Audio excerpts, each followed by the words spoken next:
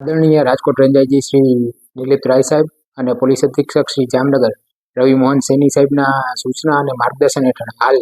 શહેરમાં પ્રવર્તતા નશાકારક પદાર્થો અને જામનગર જિલ્લામાં ચાલતી અસામાજિક પ્રવૃત્તિઓના ઇસમો વિરુદ્ધ અસરકારક કામગીરી કરવા અને જામનગર જિલ્લામાં નો ડ્રગ્સ ઇન જામનગર અભિયાન શરૂ કરવામાં આવેલું હતું. આ અભિયાન અંતર્ગત SOG PI Shri VB Chaudhari સાહેબ તથા એસઓજી પીએસઆઈ શ્રી ખેર અને શ્રી ઝેરના માર્ગદર્શન હેઠળ જે જામનગરની એસઓજીની ટીમ છે એ નશાકારક દ્રવ્યો અને પદાર્થોના વેચાણ અને એના ટ્રાન્સપોર્ટેશનના વિરોધમાં જે ઝુંબેશ ચાલે છે એ ઝુંબેશ અંતર્ગત તેમની ટીમ હાલ જામનગર શહેરના ટાઉન હોલ વિસ્તારમાં પેટ્રોલિંગમાં હતી. તે દરમિયાન સ્ટાફને એક ચોક્કસ બાતમી મળેલ કે નરસિંહરામ કૃપારામ લુણા રબારી હાલ રહેવાસી જામનગર અને મૂળ રહેવાસી સાચોરવાળો વ્યક્તિ જે છે એ ટાઉન હોલ ખાતે કોટક મહિન્દ્રા બેંકવાળી ગલીમાં નશાકારક પદાર્થોના વેચાણ અર્થે આવનાર છે. આ ચોક્કસ બાતમી મળતા એસઓજી પીઆઈસીની સૂચના મુજબ તેમની ટીમ એલર્ટ થઈ ગયેલી અને તુરંત જ સ્થળ પર વોચ ગોઠવવામાં આવેલી. આ વોચ દરમિયાન જે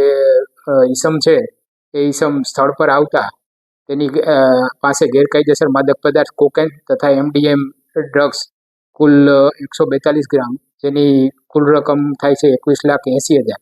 એ ઉપરાંત 2 મોબાઈલ ફોન અને એક વજન કાંટો સ્થળ પરથી કબજે કરવામાં આવેલો હતો. સદરુ બનાવ અન્વયે સીટીબી ડિવિઝન હેઠળ એફઆઈઆર નંબર 474/2026 એનડીપીએસ એક્ટની કલમ 8C, 21B,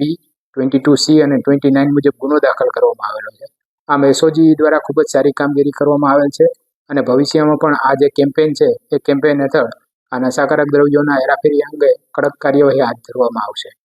હાલ જે ઈસમ છે એ ઈસમે આ જથ્થો જે ક્યાંથી મેળવેલો છે એ ઉપરાંત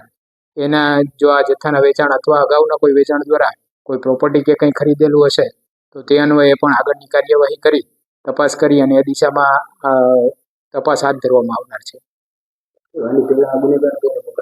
ના,